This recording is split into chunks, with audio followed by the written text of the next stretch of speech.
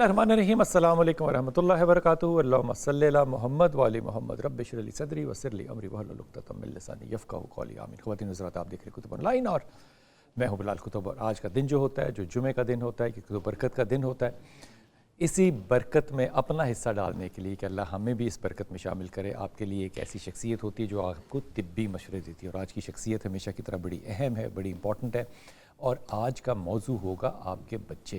इसलिए जो साहिब औलाद हैं, जो साहिब औलाद होना चाहते हैं और जिनके बच्चे स्कूल गोइंग है ख़ास तौर पे, उनको ख़ास तौर पे आज तवज्जो के साथ जो बात है वो सुननी चाहिए। हमारे साथ डॉक्टर साहिर चावला हैं। अस्सलाम वालेकुम डॉक्टर साहब, खैरियत से हैं आप? डॉक्टर साहब, आप पहले तो ये बताइए कि क्या ये जुमला मेरा ठीक होगा कि अगर मैं ये कहूँ कि you are what you eat, आप वही होते हैं जो कि आप खाते हैं? बिल्कुल सही है। इसकी थोड़ी सी एक्सटेंशन कर दूं। जी जी। You are what your bacteria eat. आपकी बॉडी के बैक्टीरिया जो खाते हैं आप वो बन जाते हैं। ये बैक्टीरिया कहाँ होते हैं बॉडी में? हमारी बॉडी में, हमारे गट में गुड और बैड बैक्टीरिया दोनों का एक बड़ा ज़बरदस्त किस्म का बैलेंस है हमारी इंटेस्टाइन में। और हम कैसे बिहेव करते हैं, कैसे रिएक्ट करते हैं, हमारा मूड क्या है, हमारी इम्यूनिटी क्या है, हमारा हाजमा क्या है, हमारी कार्डिक रेस्पिरेटरी हेल्थ क्या है, इसका 70% तयन आप अपने बैक्टीरिया को जो खाना खिलाते हैं वो करते हैं। 70%। इसका मतलब कि आप, अगर मिसाल दे रहा हूँ मैं, कि अगर आप गंदम खाने वाले हैं तो आपका मजाज और होगा, अगर आप चावल खाने वाले हैं तो आपका मजाज और होगा। एब्सोल्युटली। गंदम की तासीर ठंडी होती है अगेन, और अगर आपकी बॉडी की तासीर ठंडी और आप गंदम खाएंगे तो this will not affect you in a good way.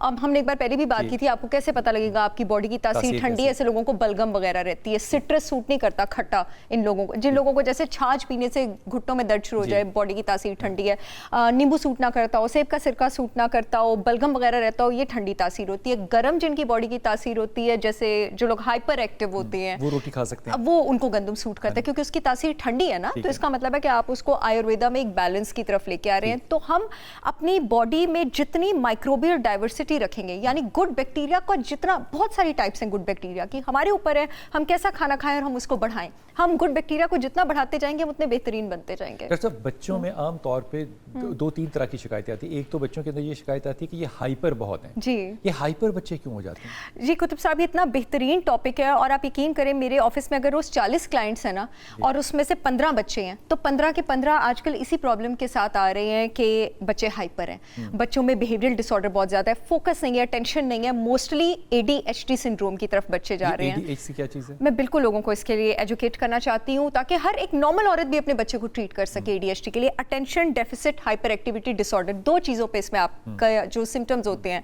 वो प्रोमिनेंट होते हैं, अटेंशन और हाइपर एक्टिविटी। ये वाले बच्चे एक चीज़ पर ज़्यादा देर अटेंशन नहीं दे सकते, फोकस नहीं कर सकते, and then they are restless, they are hyperactive. और वो इस हद तक रेस्टलेस और हाइपर एक्टिव है कि वो एक एबनॉर्मल पैटर्न और एक एबनॉर्मल बिहेवियर क्रिएट करता है। सबसे पहले ऑफ कोर्स इसको डायग्नोज करने वाली कौन होती है? माँ होती है। सबसे पहले माँ को, मेरे ऑफिस में कोई ऐसी भी औरत आ जाए ना जो चिट्टी अनपढ़ है, उसको भी एग्जैक्टली इतना ब्रिलियंटली पता होता है कि ये मेरे बेटे के सेट ऑफ फीचर्स हैं, जिस कदर खूबसूरती से वो एक्सप्लेन करती है और सबसे पहले उसने डायग्नोज किया होता है, वो सिर्फ माँ ही कर सकती है।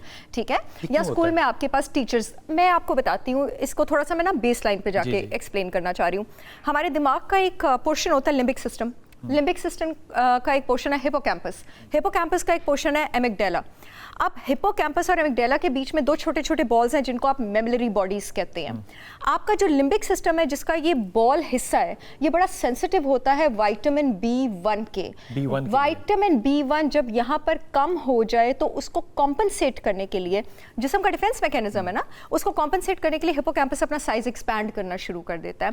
हिपोकैम्पस जब अपना साइज एक्सपैंड करना शुरू कर देता है, वो जिस सिस्टम का हिस्सा है लिम्बिक सिस्टम का, वो भी आपके पास अफेक्ट होता है और ये आपके पास मैनिफेस्ट करता है हाइपर एक्टिविटी से। क्यों? क्योंकि आपका लिम्बिक सिस्टम और आपका हिपोकैम्पस आपकी मेमोरी, आपका इमोशनल बिहेवियर और आपका एक्टिविटी लेवल कंट्रोल कर रहा था। क्योंकि अब कॉम्पनसेट करने के लिए उसका साइज बड़ा हो गया है तो वो इस तरह से बिहेव कर रहा है। वन मोर थिंग, ये B1 आपके पास क्यों कम होगा? दुनिया में 2 सबसे बड़ी रीजंस है विटामिन B1 कम होने की। पहली शराब, दूसरा एक्सेसिव कार्बोहाइड्रेट। एक्सेसिव जितने भी अल्कोहलिक्स हों, सबकी बॉडी में विटामिन B1 कम होता है, और जितने भी लोग एक्सेसिव कार्बोहाइड्रेट लेते हैं, इवन के अगर हेल्दी खाना भी खाते हैं ना लेकिन स्नैकिंग ज़्यादा करते हैं तो वो आपकी बॉडी पे वही असर, क्योंकि इंसुलिन हिट तो आप बार बार दे रहे हैं ना, वही आपकी बॉडी पे असर करे जो आपकी बॉडी पर एक्सेसिव कार्बोहाइड्रेट का इंट। तो जितनी भी माएँ ला इल्मी में कोई बात नहीं अब तक अपने बच्चों को बहुत ज़्यादा कार्बोहाइड्रेट दे चुकी हैं, चॉकलेट्स दे चुकी हैं, मीठे दे चुकी हैं, निम्को दे चुकी हैं, आप प्लीज़ कम करें। 6 से 8 महीनों में मैं आपसे वादा करती हूँ आपको सिम्टम्स इंप्रूव होने नजर आना शुरू होंगे। अगर विटामिन B1 जो है ये फूड कोई ऐसा है या कोई विटामिन लिया जा सकता है, ये अवेलेबल है मार्केट में? बच्चों को तो आप फूड बिल्कुल भी ना दें। ऑनलाइन आप बड़ा इजीली सर्च कर सकते हैं, मैंने अभी तक पाकिस्तान के अच्छे अच्छे ग्रोसरी स्टोर्स में भी नहीं देखा, मे भी अवेलेबल हो, मेरी नज़र ना पड़ी हो। न्यूट्रिशनल यीस्ट के इसका बड़ा चीज़ी नटी सा फ्लेवर होता है, इसके 2 टेबलस्पून अगर आप बच्चों के सैंडविच में भी, क्योंकि बच्चे तंग करते हैं ना खाने में, सैंडविच में भी छुपा के दे दें, सालन में भी छुपा के दे दें, सूप में भी छुपा के दे दें। आप यकीन करें मेरे पास पेशेंट्स क्लाइंट्स आते हैं जिनके सिर्फ विटामिन B1 दे के कुतुब साहब हमने उनके रेस्टलेसनेस के सिम्टम्स गायब किए हैं, ठीक है, उनके एंजाइटी के सिम्टम्स गायब किए हैं, उनके मूड के सिम्टम्स गायब किए, उनको काम डाउन किया है। 2 तरह के बी विटामिन होते हैं जो आपके, चाहे बच्चा हो चाहे बड़ा हो, अच्छा जो बड़े भी बहुत ज़्यादा हाइपर है ना वो भी B1 ले सकते हैं, उनको भी ये हेल्प करता है। लेकिन ये टैबलेट या विटामिन की सूरत में बड़े टैबलेट नहीं बिल्कुल अवेलेबल है, बड़े टैबलेट की सूरत में लें। अगर आपने खाली B1 विटामिन लेना है तो 1000 mcg डोज होगी, मिलीग्राम नहीं कह रही, 1000 mcg कह रही हूँ, माइक्रोग्राम कह रही हूँ। और इसको आप एम्प्टी स्टमक लेते हैं, क्यों? क्योंकि ये वाटर सॉल्युबल विटामिन है। अगर 12 साल से ऊपर है तो आप ये सप्लीमेंट ले सकते हैं। दूसरी इंपॉर्टेंट चीज़ मैं आपको बताऊं, विटामिन B1 के साथ एक और विटामिन है जो आपका नर्वस सिस्टम काम करने में हेल्प करता है, वो आपके पास विटामिन B6 है। आपको पता है विटामिन B6 की कमी से मिर्गी भी हो सकती है, क्योंकि विटामिन B6 जो है ना वो दिमाग का इनहिबिटरी न्यूरोट्रांसमीटर है। आपके दिमाग में एक एक्साइटेटरी न्यूरोट्रांसमीटर बन रहा है, एक इनहिबिटरी बन रहा है। Excitatory is glutamate, inhibitory is गैबा, दोनों का बैलेंस होना जरूरी है। अगर विटामिन B6 जिसको पैराडॉक्सिल फॉस्फेट कहा जाता है उसकी कमी हो तो गैबा नीचे चला जाता है, ग्लूटामिन ऊपर चला जाता है, एक्साइटेटरी कन्वर्जन शुरू हो जाती है, होती। इसी वजह से मिर्गी के पेशेंट्स को मैं कीटो डाइट करवाती हूँ। कीटो डाइट से जो है ना आपके दिमाग में दोबारा इनहिबिटरी न्यूरोट्रांसमीटर बनना शुरू हो जाता है। जिन लोगों की बॉडी में B6, अगर बच्चों की बॉडी में B6 की कमी होगी, ये तो नहीं मैं कह रही कि उनको मिर्गी हो जाएगी, बट इनहिबिटरी न्यूरोट्रांसमीटर तो कम होगा ना, तो then they will again progress towards hyperactivity. Hyperactivity की बात हो रही है, साइमा की कॉल ले लें फिर आगे चलते हैं। साइमा, अस्सलाम वालेकुम बेटा। अस्सलाम वालेकुम डॉक्टर जी बेटा। जी, मैं आपसे पूछना चाहती हूँ कि मेरा बेटा है शाहजेब हसन। शाहजेब आपका बेटा है, कितनी उम्र है बेटे की? हाँ जी, 10 साल उसकी एज है। 10 साल, ठीक।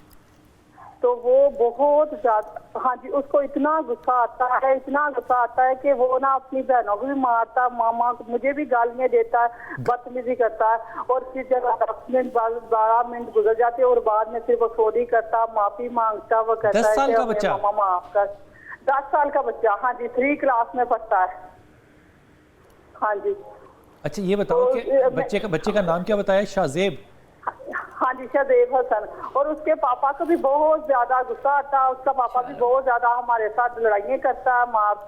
शायद मैं कहती इस बात का असर है उसके बच्चे के ऊपर, और यहाँ के वो खुद ही कर रहा है, इस वजह से बहुत मैं ज्यादा परेशान। अच्छा, और भी बच्चा है कोई आपका? हाँ जी, और भी बच्चे हैं? हाँ जी, 2 बहनें हैं, एक 12 साल की है, जो छोटी जो है वो 5 साल की है। दोनों को मारता है। वो बच्चियां गुस्सा नहीं करती? हाँ जी, बहुत ज्यादा करती, वो रोती हैं, वो कहती है मामा क्या करे। मैं उनको डांटती भी, उसको प्यार से भी समझाती हूँ। तुम्हारा जो तुम्हारा मुकदमा बना है वो ये कि बाप क्योंकि गुस्सा करता है इसलिए बेटा गुस्सा करता है, यही शक है ना तुम्हारा? अच्छा, अभी तुमने डॉक्टर साहब की बात सुननी है ना आराम से, ताकि तुम इस खौफ से और इस क्या कहना चाहिए ख्याल से बाहर निकलो। ज़रा गौर से सुनना, फ़ोन बंद कर दो, टेलीविज़न पे सुनो। बच्चा 10 साल का है और इतना एग्रेसिव है। अस्सलाम वालेकुम जी कुतुब साहब, आपने मुझसे बहुत ज़्यादा दुनिया देखी है और डेफिनेटली आपको मुझसे इसका बहुत बेटर जवाब आता है, लेकिन अगर आपने मुझे इतनी इज्जत दी है तो मैं इसका जवाब दे देती हूँ। देखिए जी, बाप बदतमीज़ है, ठीक है, आपके शौहर ज़ाहिर है जब बदतमीजी करते हैं तो बच्चे ने अपनी फ्रस्ट्रेशन कहीं तो निकालनी है। तो एक्चुअली जिसको बिहेवियरल थेरेपी की ज़रूरत है वो आपके शौहर को है, बच्चे के बाप को है। यहाँ पर मैं सारे लोगों को एक माशरती मैसेज देना चाहूँगी कि अगर आप इस काबिल नहीं हैं कि आप माँ बाप बने, और माँ बाप बनने के आप सिर्फ तब इस काबिल नहीं होते हैं जब आपकी जेब में पैसा आ जाता है, बहुत लेवल की इमोशनल मेच्योरिटी चाहिए, अंदर बड़ा जब्त होना चाहिए, सीना बड़ा चौड़ा होना चाहिए, तब आप माँ बाप बने। वरना अगर आपकी इतनी औकात नहीं है ना कि आप बच्चे की अच्छी तरबियत कर सकें तो आप माँ बाप मत बना करें। दूसरी बात ये कि बच्चे में बिहेवियरल डिसऑर्डर्स तो हैं इस वजह से कि बाप एक इंतहाई बदतमीज़ इंसान है। अब अगर ये न्यूट्रिशनल है तो ये न्यूट्रिशनल क्यों हो सकता है? अब मेरे सब्जेक्ट की तरफ आ जाते हैं। विटामिन डी की कमी से आपको डिप्रेशन हो सकता है, आपको एंगर इश्यूज हो सकते हैं। विटामिन B12 की कमी से आपको डिप्रेशन हो सकता है और आपको एंगर इश्यूज हो सकते हैं। बहन मेरी, आपके साथ मेरी पूरी हमदर्दी है जिस माहौल में आप रहती हैं।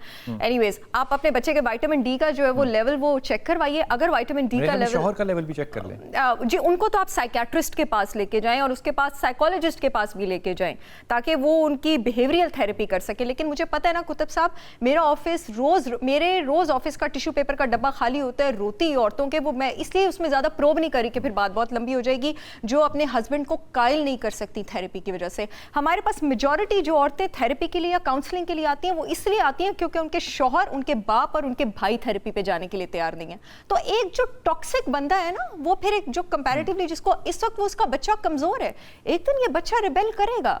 और ये रिबेल दो तरीकों से कर सकता है। एक तो इस तरीके से रिबेल कर सकता है कि may be this child will Bloom and he will distance himself from his parents, और दूसरे जिस तरीके से वो रिबेल करेगा वो करेगा कि खुद को तबाह कर लेगा, व्हिच इज वेरी सैड। मेरी प्यारी बहन, पहली बात तो ये कि आप अपने बच्चे को अपने और शौहर के जो इख्तलाफात है उससे दूर रखें। बच्चों को, तीनों बच्चों को, इसमें बच्चों को शामिल होना ही नहीं चाहिए। ये जो फैमिली पॉलिटिक्स है ये बड़ी डेंजरस है। दूसरी बात ये कि बच्चे का जो विटामिन डी टेस्ट है ये ज़रूर कराओ और फिर उसके मुताबिक उसको जो डॉक्टर सजेस्ट करे वो करो।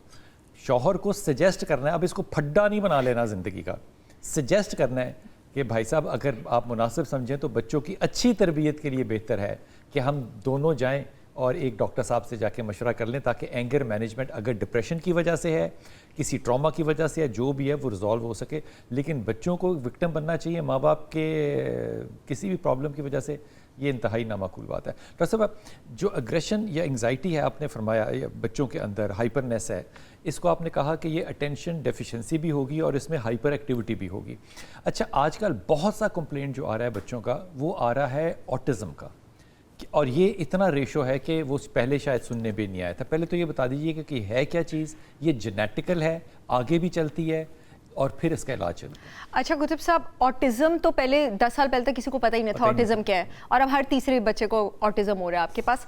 ऑटिज्म आपके पास जेनेटिक भी हो सकता है, ठीक है, और जो ऑटिस्टिक बच्चा होता है वो एबनॉर्मल बच्चा नहीं होता। ये है क्या चीज़, उसके सिर्फ जो ब्रेन के कुछ पाथवेज होते हैं ना, या वो मिसिंग होते हैं, या मैं स्ट्रक्चर की बात नहीं कर रही हूँ, सिग्नलिंग, सेल सिग्नलिंग, पैगाम पहुंचाने वाले पाथवेज, या वो मिसिंग, क्योंकि बड़ा रिस्पॉन्सिबल स्टेटमेंट है इस बारे में देना, या वो मिसिंग होते हैं, या वो कुछ डिफरेंट तरीके से डेवलप्ड होते हैं, या कुछ न्यूट्रिशनल कमियों की वजह से पैगाम ठीक तरह पहुंच नहीं रहा होता है और डिफरेंट तरीके से पहुंच रहा होता है। तो ऑटिस्टिक बच्चे, सबसे पहले तो मैं बता दूं, एबनॉर्मल बच्चे नहीं होते हैं। इनफैक्ट कभी कभी क्या होता है, इन बच्चों के कुछ ब्रेन के पाथवेज दूसरों से बेटर डेवलप्ड होते हैं। जैसे कोई मैथमेटिक्स में बहुत इतना एक्स्ट्राऑर्डिनरी हो सकता है कि नॉर्मल बच्चा सारी जिंदगी मैथमेटिक्स में वैसा ना हो सके, पेंटिंग में या चीजें फिक्स करने में। आइंस्टाइन इसकी एग्जांपल है। Exactly, absolutely. सो अच्छा, एक और मजे की बात यह है कि बहुत सारे सक्सेसफुल लोग सीक्रेटली ADHD के शिकार और स्लाइटली ऑटिस्टिक भी हैं, secretly. People who you know they understand how to manage the disorder. Mostly अगर आप इसको न्यूट्रिशनल तरीके से मैनेज करें तो देयर आर चांसेस कि जो माइल्ड से मॉडरेट स्पेक्ट्रम के बच्चे हैं ना, 13-14 की एज में, it will disappear unless and until वो बहुत स्वेयर नहीं है। अच्छा, अब जब हम ऑटिज्म की बात करते हैं, जेनेटिक भी कुछ हद तक हो सकता है। वो इससे मैं उस दिन एक बड़ी अच्छी बुक पढ़ी थी, बुक का नाम है डीप न्यूट्रिशन। उसमें बड़ा ज़बरदस्त चैप्टर है ऑटिज्म पे। 5000 तकरीबन आपके पास, 500 जीन्स जो है ऑटिस्टिक बच्चों की, उनमें थोड़ी सी मॉडिफिकेशन देखी गई है। इसका मतलब है to some extent it is genetic. Again, माँ आपके पास प्रेगनेंसी में जो खाती है वो बहुत ज़्यादा इन्फ्लुएंस कर सकता है आपके पास इस बात को कि बच्चा ऑटिस्टिक होगा या नहीं। उसकी भी मेरे पास लॉजिकल रीज़न है। बच्चे का जो नर्वस सिस्टम है वो 7 साल की उम्र तक डेवलप होता है, लेकिन वो डेवलप होना शुरू हो जाता है जब बच्चा यूट्रस में होता है। अब अगर माँ की डाइट में 2 चीज़ें नहीं है, EPA आइकोसापेंटेनोइक एसिड और DHA डिकोसाहेक्सानोइक एसिड, ये 2 चीज़ें ओमेगा 3 एसेंशियल फैटी एसिड्स होती हैं, ये नहीं है, बच्चे का दिमाग अच्छा डेवलप नहीं होगा, पाथवेज खराब हो सकते हैं। क्यों? दिमाग का जो 60% पोर्शन है हम सबका, वो फैट है। उसमें जो सेरेब्रल कॉर्टेक्स का हिस्सा है, जो attention, focus, learning, intelligence, executive decisions के लिए रिस्पॉन्सिबल है, उसका 20% हिस्सा जो है वो आपके पास DHA और EPA है। जिसका ये हिस्सा अच्छा डेवलप नहीं होगा, जिसकी माँ ने डाइट अच्छी नहीं ली है, हो सकता है कि जिन बच्चों को बहुत जल्दी सिम्टम्स आते हैं ना, 1-1.5 साल की उम्र में सिम्टम्स आ जाते हैं, देयर आर हायर चांसेस कि माँ की प्रेगनेंसी में डाइट अच्छी नहीं थी। अच्छा, फिर जो बच्चे शुरू में तो ठीक होते हैं लेकिन 3 से 5 साल की उम्र में डायग्नोज होते हैं, वही बच्चों को जब आप जंक फूड की तरफ, मीठे की तरफ, शुगरी आइटम्स की तरफ, इन सब चीज़ों की तरफ बहुत ज़्यादा लगा देते हैं, तो ये DHA EPA तो बॉडी में नहीं जा रहा ना, ये चीज़ें तो नहीं जा रही हैं, तो वो पाथवेज आपके पास डेवलप नहीं हो रहे हैं। अब ये DHA EPA क्यों ज़रूरी थी? ये DHA EPA बनाते हैं दिमाग में BDNF, brain derive neurotrophic factor. Brain derive neurotrophic factor आपकी नर्व्स को ये एबिलिटी देता है सेरेब्रल कॉर्टेक्स की कि वो मजीद शाखें छोड़ सके। आपको पता है किस इंसान का हाफजा बहुत ज़्यादा तेज़ होता है, रिटेंशन, लर्निंग, मेमोरी, फोकस बहुत तेज़ होता है, जिसकी नर्व्स में एबिलिटी होती है डेंड्राइट्स ज़्यादा छोड़ने की, शाखें ज़्यादा छोड़ने की। जो शुगर है वो आपकी नर्व से एबिलिटी छीन लेता है कि आपकी नर्व्स जो हैं डेंड्राइट्स शाखों को कहते हैं, डेंड्राइट्स ना छोड़ सके, और DHA EPA BDNF बनाते हैं कि आपकी नर्व डेंड्राइट छोड़ सके। इसके लिए विटामिन थेरेपी करनी चाहिए या डाइट? अच्छा, जितने भी बच्चे हैं ना कुतुब साहब जो 6 साल से ऊपर है, उनको तो मैं कॉड लिवर ऑयल रिकमेंड कर देती हूँ। Cod liver oil fish oil से सुपीरियर है। क्यों? फिश ऑयल में आपके पास सिर्फ DHA और EPA है, कॉड लिवर ऑयल में आपके पास DHA भी है, EPA भी है, विटामिन A भी है, विटामिन D भी है, क्या नहीं है। तो इसके लेने का तरीका क्या है? अगर आपका बच्चा 6 साल से ऊपर है, ओमेगा 3 भी कहते हैं इसको? ओमेगा 3 इसमें इंक्लूडेड है, ओमेगा 3 से ये बहुत सुपीरियर है कॉड लिवर ऑयल। जी, मैंने अगर कुतुब साहब मुझे किसी में कमी नजर आए ना, विटामिन D, ओमेगा 3 और इन सब की, ओमेगा 3 DHA EPA दोनों को ओमेगा 3 कहते हैं, तो मैं उसको directly cod liver oil recommend कर देती हूँ, मैं उसको अलग अलग रिकमेंड ही नहीं करती। ये कॉड लिवर ऑयल के नाम से ही मिलता है? कॉड लिवर ऑयल के नाम से ही मिलता है। अगर आपका बच्चा 10 साल से ऊपर है, 1000 मिलीग्राम एक कैप्सूल आप उसको नाश्ते के साथ देते हैं, ठीक है। अगर आपका बच्चा 6 से 10 साल की उम्र तक है, 6 से 8 साल की उम्र तक है, 250 मिलीग्राम दिन में 2 बार दे दें। अगर 8 से 10 साल की उम्र तक है, 250 मिलीग्राम दिन में 2 या 3 बार दे दें, और इसको खाने के साथ देना है, बिकॉज ये फैट सॉल्युबल है, ये खाने के साथ ही एब्जॉर्ब होता है। बहुत सारे सिम्टम्स इंप्रूव होंगे, लेकिन डूज के साथ डोंट्स भी लाइफ में हर चीज़ में उतने ही ज़रूरी होते हैं। जब तक आप शुगर और स्नैकिंग नहीं छुड़वाएंगे, तब तक आपके बच्चे के सिम्टम्स। ये जो कॉड लिवर ऑयल का कैप्सूल होता है, ये स्पॉन्ज होता है, जरा सॉफ्ट जी बिल्कुल, ऐसे नरम नरम सा होता है। हो सकता है कि जो बच्चे कैप्सूल ना खाएं वो इसमें से निकाल के तोड़ दें। इसका आपको सिरप भी मिलता है 100% 440 मोलर सोल्यूशन के 2 टेबलस्पून आप अपने बच्चे को दे सकते हैं। 440 कैपिटल M मोलर 100% सोल्यूशन आप अपने बच्चे को दे सकते हैं। ये जो जितने भी ऑटिज्म के अंदर मैंने अभी अच्छा भी मैं कुछ अर्सा पहले दुबई में था, तो वहाँ पे एक पेरेंट आया अपने बच्चे को लेकर। वो बच्चा जो था वो he was about 8 years of age जी। अच्छा, वो अभी तक माँ बाप ने पॉटी ट्रेन भी नहीं किया था और वो स्कूल भी नहीं जाता था। ये पेरेंट्स की गलती है या माँ बाप की गलती है या बच्चे की गलती है? Actually I don't know the 3D scenario.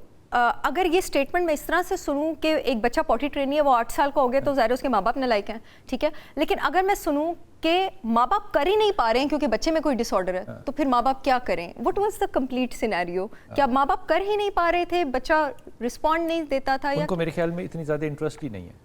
तो फिर तो ऐसे लोगों को माँ बाप नहीं बनना चाहिए। अगेन खुदा के वास्ते वैसे बड़ी ट्रोलिंग होनी है आपकी इस बात पे कि इनमें ऐसे लोगों को माँ बाप नहीं बनना चाहिए। होती रहे, ऑनेस्टली समझता हूं कि नहीं बनना चाहिए। होती रहे, आई डोंट केयर।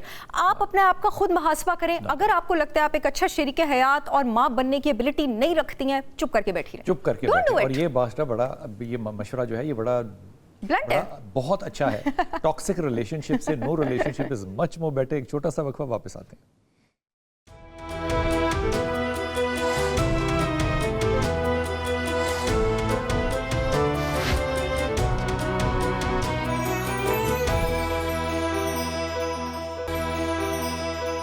बिस्मिल्लाहिर्रहमानिर्रहीम। अभी वक्फे के अंदर हमारी ये कॉलर खातून ने कॉल किया। डॉक्टर साहब, आपसे सवाल मैं उनका शेयर करता हूँ। वो कॉलर कह रही है कि मेरी बेटी जो है वो तकरीबन 20 साल की है और उसके मसूड़ों से गम से ब्लीडिंग होती है। तो मैं डॉक्टर के पास उसको लेके गई, डेफिनेटली शायद डेंटिस्ट के पास ही लेकर गई। तो डॉक्टर साहब ने कहा कि ये बड़े हेल्थ का साइन है, इसको होने दें। गलत का सॉरी, वो मुझे 1 सेकंड लग गया रिएक्ट करने में कि ये क्या बात है। जी बिल्कुल गलत का। इसके 2 रीजंस हो सकते हैं आपके पास। या तो ये विटामिन सी की कमी की स्कर्वी हो सकती है। विटामिन सी की अगर आपके पास कमी हो ना, तो वो गम्स का कोलेजन अच्छा नहीं बना सकता, तो ब्लीडिंग गम्स। और दूसरा, खुदा के वास्ते हर इंसान को हर 6 महीने बाद अपने दांतों की स्केलिंग करानी चाहिए। मुझे पूरा यकीन है ये जो भी भाभी हैं, इन्होंने अभी तक अपनी बेटी की, आपने अपनी भी नहीं कराई होगी, बेटी की भी नहीं कराई होगी, अब वो बहुत बड़ी हो गई है, हर 6 महीने बाद प्लीज उसके दांतों की स्केलिंग करवाएं। वो मसूड़े स्वेलिंग हो गई, इसको जिंजिवाइटिस कहते हैं। तो वो जब गम्स के नीचे से डेंटिस्ट प्लाक निकालेगा, वो बिल्कुल ठीक हो जाएगी। आप जिनके पास लेके गई हैं, मोस्ट प्रोबेबली वो डॉक्टर नहीं है। वो डॉक्टर नहीं है? नहीं, हाउ कैन अ डॉक्टर से दिस? वैसे यकीन नहीं आता, लेकिन वो गई डॉक्टर साहब के पास थे। आई डोंट, हो सकता है, पता है, क्योंकि मेरे पास पेशेंट्स भी आते हैं, कभी कभी लोग डॉक्टर के पास नहीं गए होते हैं, और उन्होंने DHA में बैठते हैं लाहौर में। ये बड़े बड़े दिस इज आपने आइंदा उनके पास नहीं जाना। डॉक्टर साहब वो ठीक है? दांत निकालते हैं, सर्जरी करते हैं, दांत लगाते हैं, बड़े बड़ा काम करते हैं डॉक्टर साहब। आप smile on medical and dental centre जाएं, लाहौर में, वहाँ बहुत अच्छे डेंटिस्ट हैं, प्लीज वहाँ पे जाएं और जाके अपनी स्केलिंग बहुत सारे करवाएं। काबिल लोग होते हैं हाँ तो जी। चेक करना चाहिए, बड़ी ईमानदारी की बात है। लेकिन डॉक्टर साहब जो बच्चे, पहले ज़ारा की कॉल ले लें। जी ज़ारा, अस्सलाम वालेकुम। जी जी, वालेकुम सलाम। कैसे हैं भाई आप? जी अल्लाह का शुक्र है मेरी प्यारी बेटी, हुक्म। जी जी, ये सर मैं पूछना चाह रही हूँ डॉक्टर साहब से कि मेरी नवासी है, उनको मामूली जैसे कि ऑटिज्म है, माइनर जिसको बोलते हैं, तो उसके लिए हमें क्या करना चाहिए? कितनी उम्र है बच्ची को की, ये बताओ। समझे 3-4 साल के करीब है। 3 और 4 साल में 1 साल का फर्क है। सॉरी, दरअसल नवासी है और बाहर की तरफ है, ठीक है ना, तो थोड़ा सा मुझे वो हो रहा है। मगर क्या क्या बाहर की तरफ है? सॉरी सर, 4 साल उम्र है।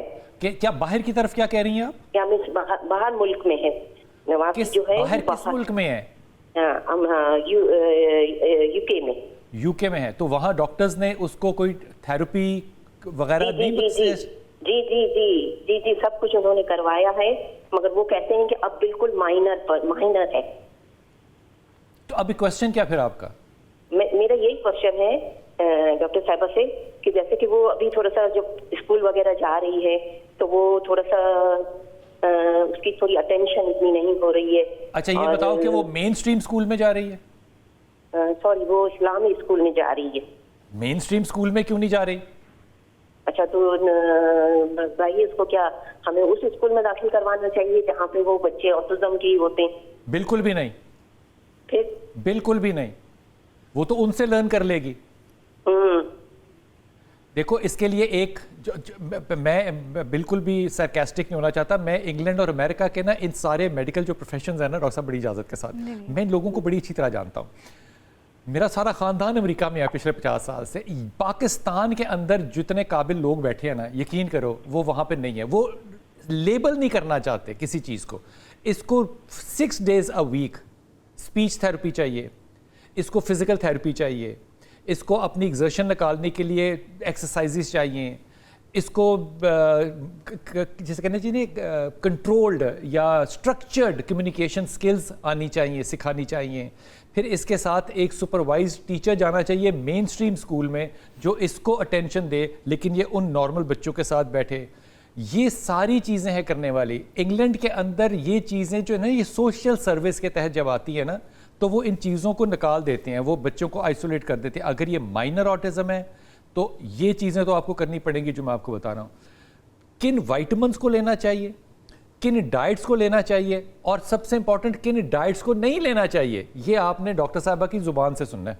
जी कुतुब साहब, बहुत ही बेहतर आपने एक्सप्लेन कर दिया, अल्लाह आपको जज़ाए खैर दे। जितने भी लोग ये सुन रहे होंगे, विटामिन्स की मैं बात बता देती हूँ। एक तो जो कॉड लिवर ऑयल बताया था वो लेना चाहिए। दूसरी चीज़ आपको B1 विटामिन, इस बच्ची की उम्र क्या इन्होंने बताई थी?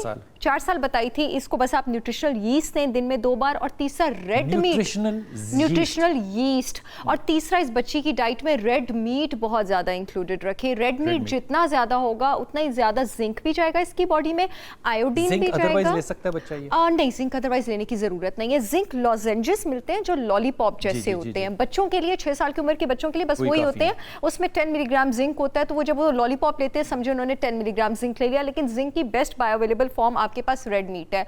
जो फ्रंटल कॉर्टेक्स के न्यूरॉन्स होते हैं ना, जो बच्चे ऑटिस्टिक होते हैं उनमें वो इतने बेटर डेवलप नहीं होते हैं, तो जो जिंक है वो फ्रंटल कॉर्टेक्स के न्यूरॉन्स को ग्रो करने में, और वो जो न्यूरोट्रांसमीटर है डोपामिन, सेरोटोनिन, उसका पैगाम इधर से उधर पहुंचाने में बहुत काम आता है। अगर एक 10 साल का बच्चा जिंक ले रहा हो तो उसको कितना लेना चाहिए रोज? 10 मिलीग्राम लोजेंज, 10 मिलीग्राम। अगर कोई 12 साल से ऊपर है तो वो 15 मिलीग्राम टू 50 मिलीग्राम ले सकते हैं।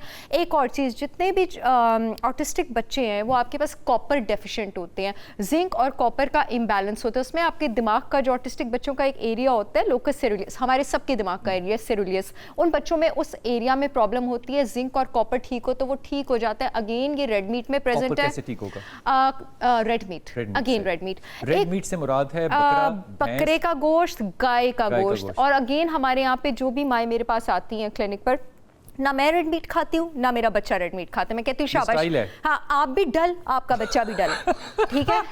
तो आप रेड मीट तो खाएं ना, और ये बड़ा वो फखर से बताती हैं ना, तो आप भी कुंजेन, आपका बच्चा भी कुंजेन, रेड मीट खिलाएं बच्चों को। और मैं आपको बताऊं, जिन बच्चों में सी फूड भी नहीं खाते ना बच्चे, जिन बच्चों में आयोडीन कम होता है उनका IQ 13 पॉइंट तक नीचे गिर सकता है। जी हाँ, 13 पॉइंट तक एक बच्चे का IQ नीचे गिर सकता है। फिश खाना चाहिए, फैटी फिश जितनी अगर आप अफोर्ड कर सकते हैं, तो नहीं तो जो मछली अफोर्ड कर सकते हैं वो लें, लेकिन बस उसको तले ना। एडल्ट में आयोडीन कम होने से 15 पॉइंट तक IQ नीचे गिरता है, बच्चे में आयोडीन कम होने से 13 पॉइंट तक IQ नीचे गिरता है। आयोडीन सॉल्ट डालना चाहिए, आयोडाइज सॉल्ट आप यूज करें, बिल्कुल बेहतरीन। नजमा अस्सलाम वालेकुम।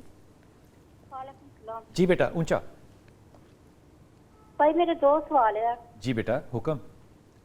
एक तो है मेरा बेटा है, मैं आपसे सवाल करना है। क्या करता है? आपसे सवाल करना है। हाँ जी, हुक्म करें आप। बेटा है मेरा 28 साल का। 2.5 साल का? 28 साल का। 28। हाँ, खैर उसका नाम है फैसल, मोहम्मद फैसल। फैसल, अच्छा। वो ना फ्रॉड बहुत ज्यादा लगाता है, यानी कि लाखों के हिसाब से पैसे ले लेता है, तो वो ना वापस नहीं करता जी। अगर कहते हैं तो खुदकशी वाले साथ चले जाता है कि मैं खुदकशी करने लगा, वो करने लगा, जे काम वो। उसके आप 3 बच्चे भी है, वो बहुत तंग करता है, हमें कोई ना कोई वजीफा बताए इसके लिए। अच्छा, इसका मैं सवाल डॉक्टर साहिब के प्रोग्राम में क्या दूं आपको? आप मुझे ईमानदारी से बताइए। आपको क्वेश्चन उस दिन करना चाहिए जिस दिन हम क्वेश्चंस लेते हैं, तो उसका मैं बड़ी तफसील से आपको जवाब दूंगा। आप अपना नंबर यहाँ पे लिखा दीजिए, हमारे जो प्रोडक्शन टीम है, और हम आपको इंशाल्लाह ताला मंगल को कॉल करेंगे, या आप हमें मंगल को कॉल कर लीजिएगा ताकि इसका तफसीली जवाब आपको दिया जा सके। जी अस्मा, अस्सलाम वालेकुम। अस्सलाम वालेकुम। वालेकुम सलाम। जी मेरा बेटा। हाँ जी, मेरा बेटा है, वो 1 साल का हुआ है। अच्छा, ठीक है। जब वो पैदा होने वाला था तो डॉक्टर ने कहा था इसकी रीढ़ की हड्डी बहुत कमजोर है। इसकी रीढ़ की हड्डी कमजोर है? वो 1 साल का हुआ है लेकिन बहुत ज्यादा वीक है। उसको जब पकड़ते हैं ना तो क्रच क्रच हड्डियों की ना आवाज आती है। कहाँ से? कमर से? उसको कंधों से पकड़ो, कमर से, इनकी तरह से आवाज आती है। अच्छा, तो अभी आपका जो पेडियाट्रिशियन था उसने क्या कहा है? आपने कुछ गए होंगे ना, आपने कुछ टेस्ट उसने दिए होंगे? हाँ जी, उन्होंने इनके 1 तो सिरप लिख के दे दी थी। उन्होंने कहा हेल्दी डाइट करें, इसकी डाइट अच्छी करें। इसके अलावा बहुत लोग इनके दे रहे हैं, लेकिन इसके अलावा 2 सिरप उन्होंने दिए हैं, वो तो हम दे रहे हैं, लेकिन कोई इनकी ज्यादा फर्क नहीं है। तो अभी तो साल का बच्चा हुआ है जी। अभी क्या डाइट देती है उसको? अच्छी डाइट जो था डॉक्टर साहब ने कहा, वो क्या डाइट है जो आप दे रही हैं? डाइट यही है कि फ्रूट्स वगैरह, यानी कि मैश करके दूध में मिलाकर, इसके अलावा नाम है सीरियलैक, ये सब चीजें, केक वगैरह, ये सब इनके वो खाता है। 1 साल के बच्चे को केक भी खिलाती हैं आप? केक इसमें वो जो फ्रूट केक होता है वही। अच्छा, अभी आपने ना टेलीविजन पे इस वक्फे के, अभी मैं वक्फे पे जा रहा हूँ, वक्फे के बाद जब मैं आऊँगा ना तो डॉक्टर साहिबा से आपने एक तफसीर ठंडे दिल से और ठंडे दिमाग से सुनना है और समझना है कि 1 साल के बच्चे के साथ डाइट प्लान क्या करना है, और डॉक्टर साहबा ने जो आपको डॉक्टर साहब ने कहा है उसके मशवरे पे आपको अमल किस तरह से करना है। वक्फे पे जाएंगे, अभी वापस आते हैं और इसको बात को करते हैं।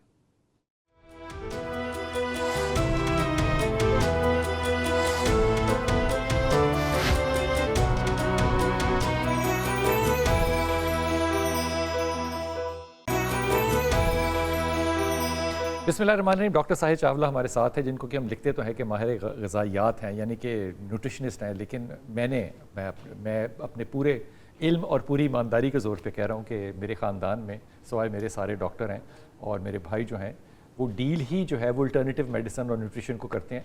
हम उनसे जितनी बातें सुनते थे, और मैं तमाम अपने ख़ानदान को रिजेक्ट करता था, जब डॉक्टर साहब से सुनता हूँ तो मुझे बात जो है वो बड़ी सब्सटेंशियली जो है वो सच नज़र आने लग जाती है। लाहौर में, पाकिस्तान में ऐसे लोग कम हैं जो कि इतने एनालिसिस के साथ जो है वो आपको बता सकें कि आपने डाइट कैसे करनी है और आपने कौन से विटामिन्स लेने हैं, जिससे होगा क्या।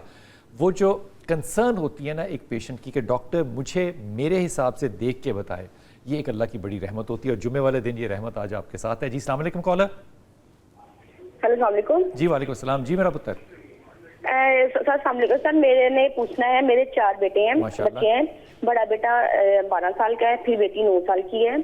फिर जो है बेटा 6 साल का है और बेटी 5 साल की है। जी। मैंने ये कहना है कि जो मेरा बड़ा बेटा है 12 साल का और जो छोटी बेटी है 5 साल वाली, उसकी हाइट का इशू है, यानी वो अपनी एज के लिहाज से उनकी हाइट काफी थोड़ी है। तो मैं ऐसी क्या उनको डाइट दूं कि जो ये नॉर्मल इनका हाइट जो बढ़ना शुरू हो जाए। अच्छा पहले तो ये बताओ दरमियान वाले बच्चे ठीक हैं? सर वो एवरेज में है, मतलब ना वो बहुत छोटे हैं ना वो बहुत बड़े हैं। आपके खानदान में लोगों की हाइट अच्छी है? सर मेल्स की अच्छी है, मेरी खुद जो है वो थोड़ी है। हाँ। मेरे हस्बैंड की हाइट ज्यादा है, तो आगे से ये बच्चों का भी इशू है। अब आगे से एक बात याद रखना, आगे बच्चों की कजन मैरिज ना करना। जी सर। पक्की बात है ना? जी और जी सब हाइट इंशाल्लाह। बढ़ाने के लिए क्या करें? हाइट बढ़ाने के लिए रीज़न जानने की ज़रूरत है। ये जो भी बहन है मैं इनको कहूँगी 4-5 बच्चे के टेस्ट करवा लें, जितने भी बच्चों की हाइट का प्रॉब्लम है वो सब पहले टेस्ट करा लें, उसके बाद हम बता सकते हैं। ग्रोथ हार्मोन सबसे पहले ग्रोथ चेक हार्मोन, करवाएं। ठीक। फिर मैं आपको भी ये भी बता देती हूँ ग्रोथ हार्मोन किस चीज़ से खराब। ठीक। सीरम इंसुलिन लेवल चेक करवाएं। Serum insulin. जिस बच्चे का इंसुलिन लेवल ऊपर होगा उसका ग्रोथ हार्मोन नीचे होगा, उसकी हाइट नहीं बढ़ सकती। थायराइड प्रोफाइल चेक करवाएं, विटामिन B12 चेक करवाएं और सीरम B12 चेक करवाएं।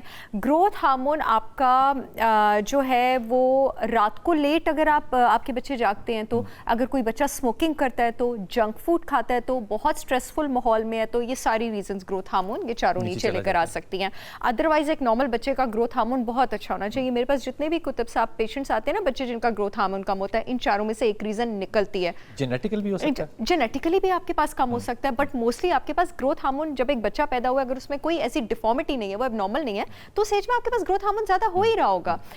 रात के टाइम सोना वक्त पे इसलिए बहुत ज्यादा जरूरी है कि ग्रोथ हार्मोन आपका ज्यादा सिक्रीट होता ही उस वक्त है जिस वक्त आप सो रहे हो। अगर ये टेस्ट फर्ज कीजिए ठीक आ गए सारे पॉजिटिव आ गए, इसका मतलब है कि डाइट ठीक नहीं है। इसका मतलब है आपके पास डाइट ठीक नहीं है। As simple as that. आपने डाइट में से रिफाइंड कार्ब्स वगैरह ये सब कुछ निकाल दीजिए। अंडे की जर्दियां रखें, रेड मीट रखें, नट्स रखें, सीड्स रखें, ग्लूटेन फ्री कर दें। बहुत सारे बच्चे जो होते हैं वो ग्लूटेन सेंसिटिव होते हैं लेकिन टेस्ट में डायग्नोज नहीं होता। लेकिन अगर ग्लूटेन सेंसिटिव बच्चे को कुतुब साहब आप ग्लूटेन देते रहे ना, उसका वजन बढ़ेगा ना कद बढ़ेगा। मेरे बहुत सारे पेशेंट्स हैं जिनका हमने ग्लूटेन छुड़वाया और बच्चों का 2 महीने में 1 इंच बढ़ गया। बहुत अच्छी बात जी। अस्सलाम वालेकुम मिसबा।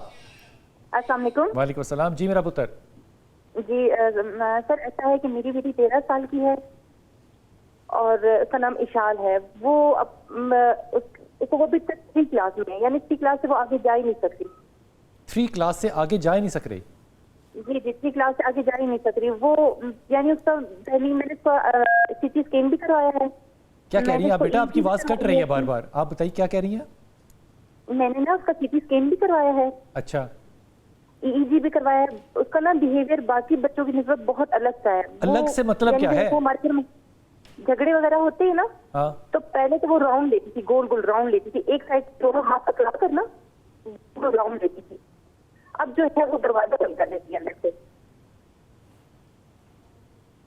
मुझे आधी बात आपकी समझ आई है, राउंड वाली बात नहीं मुझे समझ आई आप क्या कह रही हैं।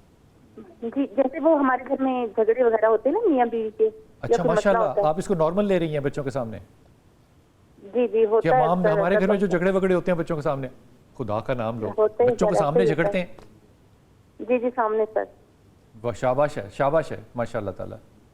इस पे तो दुआ भी नहीं दे सकता बंदा आपको। एक कमरे में जाकर तो नहीं झगड़ा होता। हाँ मैं क्या कह सकता हूँ आपको। अब बच्चे में आप कह रही है कि बच्ची 12-13 साल की है और 3री क्लास से आगे नहीं जा पा रही। जी 3री क्लास, और मैं डॉक्टर को यही कह चुकी हूँ, वो कहते हैं ये आगे हो ही नहीं सकती। उसकी वजह क्या बताते हैं? मसला क्या है? वो कह रहे जब ये पैदा हुई है ना, मैंने उससे बताया, मैंने कहा जब वो पैदा हुई है तो बिल्कुल नीली थी, सबज कलर की थी बिल्कुल, उसका चेहरा और हाथ पाँव। सबज थे या ब्लू थे? ब्लू थे, ब्लू। लैक ऑफ ऑक्सीजन था, मुझे तो यही समझ में आ रहा है। तो इसके बाद वो बच्ची जो थी उसने चलना कब शुरू किया, बैठना कब शुरू किया, माइलस्टोन्स कैसे थे उसके? बहुत देर से शुरू किया था, तकरीबन 3 साल की थी तब इसने चलना शुरू किया है। बोलती है बच्ची? जी बहुत अच्छा बोलती है, लेकिन यह है कि उसको थोड़ी देर से बात एक्सेप्ट करती है, बहुत देर से। आंखों का कांटेक्ट है उसका? जी क्या मतलब? आंखों में आंखें डाल के बात करती है? नहीं नहीं सर बिल्कुल नहीं, वो हंसती रहती है। अच्छा ये बताओ कि वो अकेला खेलना पसंद करती है? सर वो अकेला रहना पसंद करती है और कहती है कि मेरी सब बात सुने, और प्यार वाली बहुत है, शेयरिंग वाली भी है। क्या जजमेंट है तुम्हारी, बच्ची के नकायस अपनी तरफ छोड़ के प्यार वाली बहुत है। और पहले तो झगड़ा नहीं, खत्म करो वो ना, घर चाहती में कि बच्चों मैं के ऊपर क्या असर करूं? डालना छोड़ो। ये अब खामोशी से फ़ोन बंद कर देना है, टेलीविज़न देखना है, डॉक्टर साहब की बात सुननी है। डॉक्टर साहब अच्छा खुद समझ आ गई साहब, बात? हाँ जी बिल्कुल समझ आ गई। बच्चे का आईक्यू तो डेफिनेटली कम कम है, है। ठीक है। न्यूट्रिशनल एस्पेक्ट पे भी बात कर लेंगे, एक पर तो आपने खुद ही बात कर ली है। जो वो माशरती एक एस्पेक्ट होता है, सिम्टम्स क्योंकि पूरे नहीं सुने, ये ऑटिस्टिक भी हो सकती है और रिटार्डेशन, माइल्ड रिटार्डेशन की तरफ भी हो सकती है, क्योंकि ऑटिस्टिक बच्चा रिटार्डेड नहीं होता, ठीक है, एबनॉर्मल नहीं होता ऑटिस्टिक बच्चा। आपके 5-6 मिनरल्स हैं जो आपके आईक्यू को कंट्रोल करते हैं, iodine, zinc, copper, magnesium, iron और विटामिन डी। इनमें से किसी की भी कमी हो तो आपके पास आईक्यू नीचे जा सकते हैं। और 7वां, अगर बच्चा बहुत ज़्यादा मीठा ले रहा हो तो उसका आईक्यू 7.4 से 7.8 पॉइंट्स तक नीचे गिर सकता है। एक तो आपने अपनी बच्ची की डाइट से goes without saying vegetable oil भी निकाल दें, इसको सिर्फ देसी घी, नारियल के तेल या जैतून के तेल का खाना दें और दिन में सिर्फ इसको 2 से 3 बार मील्स दें। इंटरमिटेंट फास्टिंग भी आईक्यू इंप्रूव करता है। वो जो मैंने BDNF की बात की थी नर्व्स छोड़ने के लिए, वो आपके पास ओमेगा 3 भी BDNF बनाता है और फास्टिंग बच्चों को भी, ADHD वाले बच्चों को भी मैं इंटरमिटेंट फास्टिंग कराती हूँ, वो भी आपके पास बढ़ाता है। दूसरा, आप इसकी डाइट में सी फूड भी इंक्लूडेड रखें, अंडे की जर्दियाँ भी इंक्लूडेड रखें, रेड मीट भी इंक्लूडेड रखें। मैग्नीशियम अगेन आपके पास हरी सब्जियों में होता है। कोशिश, मुझे पता है ये चीज़ें मुश्किल है, बच्चे खाते हैं, लेकिन मैं मान ही नहीं सकती माँ टेस्ट डेवलप कराए तो वो टेस्ट को डेवलप ना हो, खुद खाने वाली, खुद खाने वाली। और दूसरा, जब एक बच्चा स्ट्रेसफुल, आप कितनी भी अच्छी पानी और मिनरल्स एक पौधे को देंगे ना, लेकिन उस पौधे को इन्वायरमेंट और धूप अच्छी नहीं मिलेगी, वो पौधा ग्रो नहीं करेगा।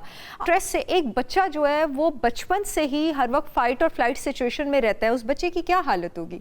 उस बच्चे का बचपन से ही स्ट्रेस हार्मोन ऊपर है, बच्चे का बचपन से ही कॉर्टिसोल ऊपर है। मैं आपको बता दूं, आपका कॉर्टिसोल ऊपर जाए तो भी आपका विटामिन डी नीचे जाता है, विटामिन डी नीचे जाएगा, आपका आईक्यू नीचे जाएगा। एक तो आपकी बच्ची में ऑलरेडी प्रॉब्लम है, आप स्ट्रेस देके और बढ़ा रहे हैं। बहुत शुक्रिया डॉक्टर साहब। आपके साथ जब भी बैठते हैं तो लगता है जैसे अभी बात शुरू की थी तो बात खत्म हो गई। ये जो विटामिन्स की एक 6 की लिस्ट बताई है डॉक्टर साहब ने, ये जो है वो आप YouTube पे जाके दोबारा ज़रूर देखिएगा और अपने बच्चों की डाइट में शामिल कीजिएगा। और ये बात जो है ये हतमी तौर पे हाथ बांध के कह रहा हूँ, खुदा के वास्ते लड़ाई अपने कमरे में किया करें और अलग किया करें। बच्चों के सामने लड़ने के वक्त जब आप फिर बच्चों पर इल्ज़ाम लगाते हैं तो ये बहुत ही नाइंसाफ़ी। अपनी दुआ में याद रखिए। अल्लाह आपको सानियाँ दे और सानियाँ बांटने वालों में से रखें।